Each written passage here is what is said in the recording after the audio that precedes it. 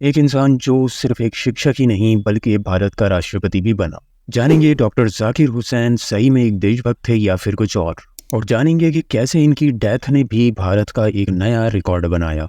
Doctor Zakir Hussain ने अपनी तालीम और समर्पण के जरिए अपनी एक अलग ही पहचान बनाई। जानेंगे एक ऐसे विजनरी लीडर के बारे में जिन्होंने अपने जीवन को अपने देश के लिए समर्पित कर दिया और जामिया मिलिया जैसी यूनिवर्सिटीज की स्थापना भी की। डॉक्टर जाकिर हुसैन ने अपने आइडियल्स को जिंदा रखा और भारत के इतिहास में अपना नाम बना गए।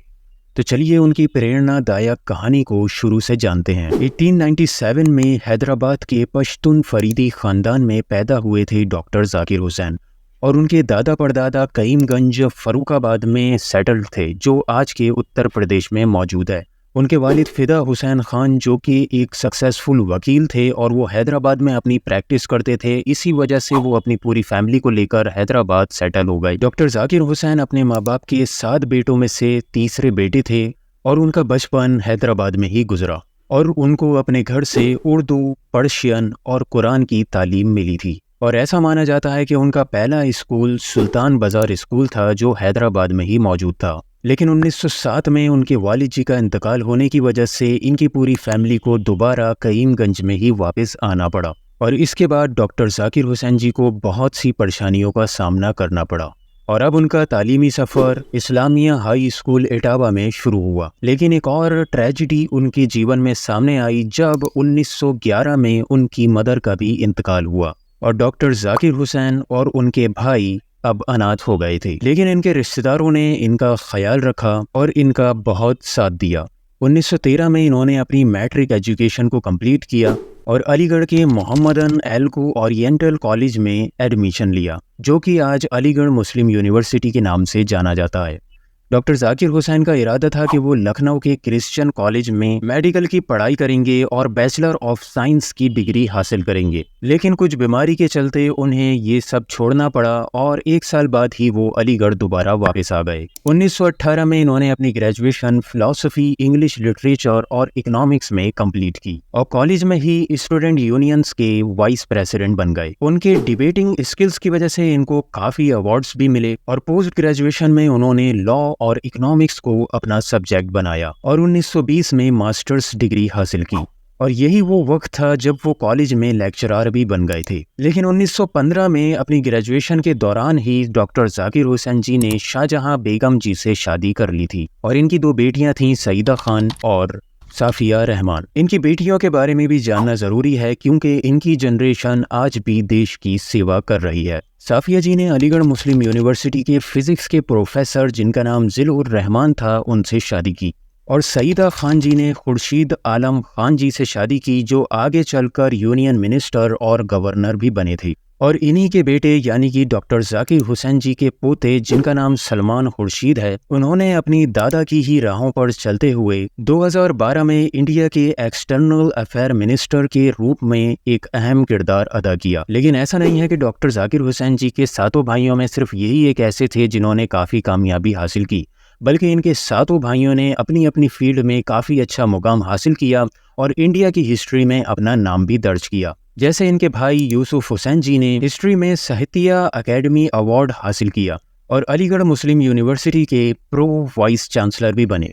दोस्तों 1920 का वक्त था जब महात्मा गांधी जी अलीगढ़ के मोहम्मदन एल्को ओरिएंटल कॉलेज में स्पीच देने आए। गांधी जी ने वहाँ के स्टूडेंट्स और टीचर्स से ये अपील की कि वो ब्रिटिश हुकूमत का बिल्कुल साथ ना दें और नॉन कॉर्पोरेशन मूवमेंट में उनके साथ खड़े हो जाएं।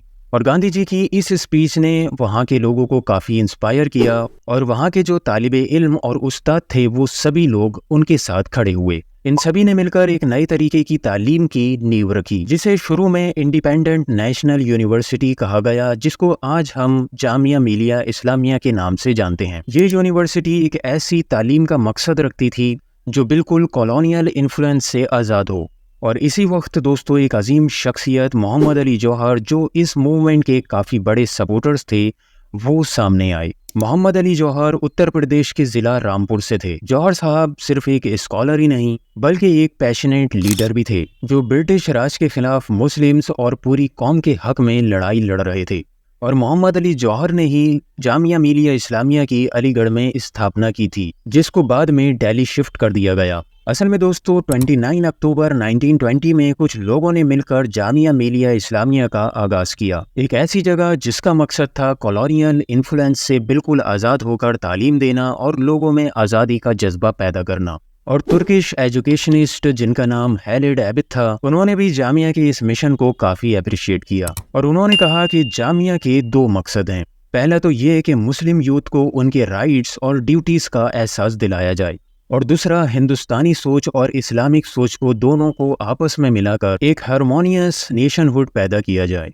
इन सब के बाद 1922 में डॉक्टर जाकिर हुसैन जर्मनी चले गए अपनी इकोनॉमिक्स में पीएचडी करने के लिए यूनिवर्सिटी ऑफ बर्लिन से। उनका रिसर्च ब्रिटिश इंडिया के एग्रेरियन स्ट्रक्चर पर था, यानी कि पूरे एग्रीकल्चरल स्ट्रक्चर पर, और आसान भाषा में समझा जाए तो जो हमारा कृषि क्षेत्र है उस पर उनका काफ़ी फोकस था। और उस टाइम पर उनके सुपरवाइज़र एक मशहूर इकोनॉमिस्ट वार्नर सोमबर्ग थे, और जर्मनी में रहकर उन्होंने अपने टीचर एल्फ्रेड एनरेनरिच के साथ मिलकर गांधी जी की 33 स्पीचेस को जर्मनी में ट्रांसलेट भी किया था, जो 1924 में डाई बॉट्सचेफ डैस महात्मा गांधी के नाम से पब्लिश हुई। और इसी दौरान उनको खबर मिली कि जामिया मिलिया यूनिवर्सिटी बंद होने के कगार पर है, कुछ फाइनेंशियल और इंटरनल प्रॉब्लम्स की वजह से। ये सुनकर डॉक्टर जाकिर हुसैन जल्द से जल्द इंडिया वापस आए और उन्होंने जामिया में अपनी जिम्मेदारियों को संभाला। और अब उनके साथ मोहम्मद मजीद और आबिद हुसैन भी जुड़ गए थे और इन्होंने जामिया में अहम किरदार अदा किए। डॉक्टर जाकिर हुसैन ने हिंदुस्तान भर में जामिया के लिए काफ़ी फंड इकट्ठा किया। गांधी जी बॉम्बे के फिलैंथ्रोपिस्ट सेठ जामल मोहम्मद, सिप्ला कंपनी के फाउंडर ख्वाजा अब्दुल हमीद और निज़ाम ऑफ हैदराबाद जैसे बड़े लोगों का सपोर्ट हासिल किया। 1928 में नेशनल एजुकेशन सोसाइटी को बनाया गया ताकि जामिया की ज़रूरतों और मैनेजमेंट का ख़ास ध्यान रखा जा सके, और डॉक्टर जाकिर हुसैन उस सोसाइटी के सेक्रेटरी बने। और इस सोसाइटी के लाइफ मेंबर्स ने एक वादा किया कि वो अगले 20 सालों तक सिर्फ 150 रुपये की मैक्सिमम सैलरी पर ही काम करेंगे, इससे ज़्यादा सैलरी नहीं लेंगे। और इसके बाद जामिया यूनिवर्सिटी ने फ्रीडम फाइटर्स को बहुत सपोर्ट किया और वहाँ से काफ़ी फ्रीडम फाइटर्स भी निकले। और 1948 तक डॉक्टर जाकिर हुसैन ने जामिया के वाइस चांसलर के तौर पर खिदमत दी। डॉक्टर जाकिर हुसैन ने मुस्लिम के सेपरेट इलेक्टोरेट्स का विरोध किया और मुस्लिम लीग के लीडर मोहम्मद अली जिन्ना का काफ़ी ज़्यादा विरोध किया और उनके आइडियाज़ की मुखालिफत की, यानी कि उससे डिसएग्री रहते थे। लेकिन 1946 में उन्होंने जिन्ना को जामिया की जुबली सेलिब्रेशन में शामिल होने के लिए राज़ी किया, और इस इवेंट में मोहम्मद अली जिन्ना के साथ फातिमा जिन्ना, लियाकत अली खान और कांग्रेस के लीडर नेहरू, मौलाना आज़ाद और उनके साथ सी राजा गोपालाचारी जी भी शामिल हुए। और जामिया के सिल्वर जुबली सेलिब्रेशन में डॉक्टर जाकिर हुसैन ने सभी लीडर्स से अपील की, आज हमें मिलकर हिंदुस्तान के लिए एकांतरित होना होगा। ये उनका आखिरी पैगाम था और एक उम्मीद थी कि कम्युनल हार्मनी का जज्बा बरकरार रहे और हिंदुस्तान हमेशा एकता और अमन का पैगाम देता रहे। लेकिन डॉक्टर जाकिर हुसैन जी की कहानी यहीं ख़त्म नहीं होती है, बल्कि अभी तो इनको देश के लिए और भी बहुत से महान काम करना थे। दोस्तों 1937 में महात्मा गांधी जी के नेतृत्व में all India national education conference हुई थी और इसका मकसद भारत में कॉम्प्रिहेंसिव बेसिक एजुकेशन पॉलिसी बनाना था। और इस कॉन्फ्रेंस में एक कमेटी बनाई गई थी जिसका नाम बेसिक नेशनल एजुकेशन कमेटी था, और इसका हेड डॉक्टर जाकिर हुसैन जी को बनाया गया, जिसको डॉक्टर जाकिर हुसैन कमेटी भी कहा करते थे। कमेटी को ये जिम्मेदारी दी गई कि वो एक डिटेल्ड सिलेबस और स्कीम तैयार करें जो इस पॉलिसी को प्रैक्टिकली इम्प्लीमेंट कर सके। और दिसंबर 1937 में पॉलिसी ने अपना रिपोर्ट सबमिट किया था, जिसे Wardha scheme of basic national education या फिर नई तालीम के नाम से जाना जाता है। और इस पॉलिसी में कुछ अहम चीज़ें प्रपोज की गई थीं, जैसे कि क्राफ्ट बेस्ड लर्निंग, यानी कि स्कूलों में कुछ स्किल्स, कुछ काम सिखाने का भी सिलसिला शुरू हो, जिससे कि स्टूडेंट्स में स्किल्स और कॉम्पिटेंस आए। सिटीजनशिप्स आइडियल्स, इसके ज़रिए बच्चों में एक अच्छा नागरिक बनने के जज्बे को बढ़ावा दिया जाए। सेल्फ सपोर्टिंग स्कीम, यानी कि ऐसी पॉलिसी जो खुद ब खुद अपने आप को सस्टेन कर सके। और ये स्कीम साथ में ये भी प्रपोज करती थी कि बच्चों को 7 साल तक उनकी मदर टंग में free compulsory education, basic education जो होती है वो दी जाए, और साथ में क्राफ्ट, म्यूज़िक और ड्राइंग की पढ़ाई भी हो, और हिंदुस्तानी सभी लैंग्वेजेस का इंट्रोडक्शन भी बताया जाए। टीचर्स की ट्रेनिंग और करिकुलम का भी पूरा एक फ्रेमवर्क इसमें बनाया गया। और 1938 में कांग्रेस पार्टी के हरिपुरा सेशन में इस स्कीम को एक्सेप्ट किया गया और पूरे देश में इस स्कीम को इम्प्लीमेंट करने की सोची गई। और इसके लिए ऑल इंडिया एजुकेशन बोर्ड यानी कि हिंदुस्तानी तालीमी संघ का गठन किया गया, जो डॉक्टर जाकिर हुसैन और EW आर्य नायकम के अंडर था, और गांधी जी इसके ओवरऑल सुपरवाइजर बने। लेकिन मुस्लिम लीग ने इस स्कीम का पूरी तरीके से विरोध किया। उसका मानना था कि ये स्कीम मुस्लिम कल्चर को धीरे धीरे पूरे तरीके से ख़त्म करने की कोशिश है और हिंदुस्तानी लैंग्वेजेस पर फोकस को एक तरीके से उर्दू की जगह हिंदी को लाने का बहाना समझा। और दोस्तों, आज जो लोग हिंदी और उर्दू लैंग्वेजेस में फ़र्क करते हैं वो असल में जिन्ना की ही आइडियोलॉजी पर चल रहे हैं, लेकिन शायद उनको इस बात का पता नहीं है। और दोस्तों, मोहम्मद अली जिन्ना और डॉक्टर जाकिर हुसैन, ये दोनों ही आपस में जो इनकी आइडियोलॉजी थी, जो इनके आइडियाज़ थे, सोच थी, वो बिल्कुल ही डिफरेंट थी और एक दूसरे से अलग सोच होने की वजह से इन दोनों में हमेशा टकराव रहता था। डॉक्टर जाकिर हुसैन जी कभी नहीं चाहते थे कि इंडिया के कोई टुकड़े हों या पार्टीशन हो। वो चाहते थे कि इंडिया जो अखंड भारत है वो हमेशा से एक ही रहना चाहिए और हिंदू, मुस्लिम, सिख, ईसाई जितने भी लोग यहाँ रहते हैं वो सभी आपस में प्यार मोहब्बत से हमेशा रहें और हिंदुस्तान हमेशा अमन का पैगाम पूरी दुनिया में फैलाता रहे। लेकिन बदकिस्मती से ऐसा नहीं हो सका और पार्टीशन के बाद कम्युनल वायलेंस के दौरान डॉक्टर जाकिर हुसैन एक बहुत ड्रामेटिक एक्सपीरियंस से गुजरे। जलंधर रेलवे स्टेशन से कश्मीर जाते वक्त डॉक्टर जाकिर हुसैन एक बहुत बड़े मॉब अटैक का शिकार होने से बच गए। डॉक्टर जाकिर हुसैन पर एक भीड़ ने हमला किया था, लेकिन किसी तरीके से वो अपनी जान बचाने में कामयाब हुए और ये एक्सपीरियंस बाद में उन्होंने अपने दोस्त अब्दुल मजीद दरियाबादी जी के साथ शेयर किया था और ये इंसिडेंट्स 12 साल तक उनके जहन में जिंदा रहा। और दिल्ली वापस आने के बाद जाकिर हुसैन जी ने जो दंगों से इफ़ेक्टेड लोग थे उनकी मदद की और इन दंगों में जामिया मिलिया इस्लामिया की जो करोल बाग की ब्रांच थी, जो बिल्डिंग थी वहाँ पर, उसको भी पूरी तरीके से लूट लिया गया था और उस बिल्डिंग को पूरी तरीके से बर्बाद कर दिया गया था, ढा दिया गया था। डॉक्टर जाकिर हुसैन ने आगे बढ़कर पीड़ित लोगों को मदद पहुँचाने की पूरी कोशिश की और उन्होंने लोगों को दोबारा खड़ा होने में मदद की। और 1948 में डॉक्टर जाकिर हुसैन को अलीगढ़ मुस्लिम यूनिवर्सिटी का वाइस चांसलर अपॉइंट किया गया। नवाब इस्माइल खान के बाद यूनिवर्सिटी के पाकिस्तान मूवमेंट के साथ पुराने एसोसिएशन को देखते हुए मौलाना आज़ाद जी, जो उस टाइम पर एजुकेशन मिनिस्टर थे, उन्होंने ये रिस्पॉन्सिबिलिटी डॉक्टर जाकिर हुसैन जी को दी ताकि AMU को दोबारा एक नेशनल इंस्टीट्यूशन के रूप में उभारा जा सके, दोबारा इस्टेब्लिश किया जा सके। लेकिन अक्टूबर 1949 में हार्ट अटैक के चलते डॉक्टर जाकिर हुसैन जी अपना चार्ज नहीं ले पाए, लेकिन 1950 में उन्होंने अपना फुल चार्ज लिया और यूनिवर्सिटी को पॉलिटिकल बेस से अलग करने और डिसिप्लिन रिस्टोर करने का काम शुरू कर दिया। और 1951 में पार्लियामेंट ने AMU अमेंडमेंट एक्ट पास किया, जिसने यूनिवर्सिटी को एक ऑटोनॉमस इंस्टीट्यूट बनाया जो गवर्नमेंट ऑफ इंडिया के अंडर मेंटेन होती है। ये स्टेप यूनिवर्सिटी के फाइनेंशियल और गवर्नेंस स्टेबिलिटी के लिए बहुत ज़रूरी था। और 1952 से 1957 तक डॉक्टर जाकिर हुसैन राज्यसभा के नॉमिनेटेड मेंबर रहे और जुलाई 1957 में गवर्नर ऑफ बिहार बनने के बाद उन्होंने रिज़ाइन दिया। 1954 में डॉक्टर जाकिर हुसैन को पद्म विभूषण अवार्ड से सम्मानित किया गया था, उनका जो एजुकेशन और कल्चर की फील्ड में योगदान था उसके लिए।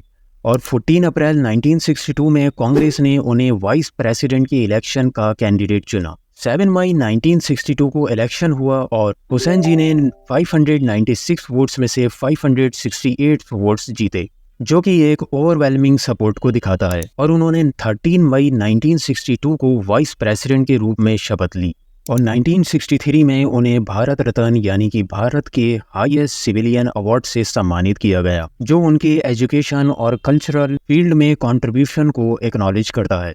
और 1967 में प्रेसिडेंट इलेक्शन थे और कांग्रेस ने डॉक्टर जाकिर हुसैन को अपना कैंडिडेट चुना।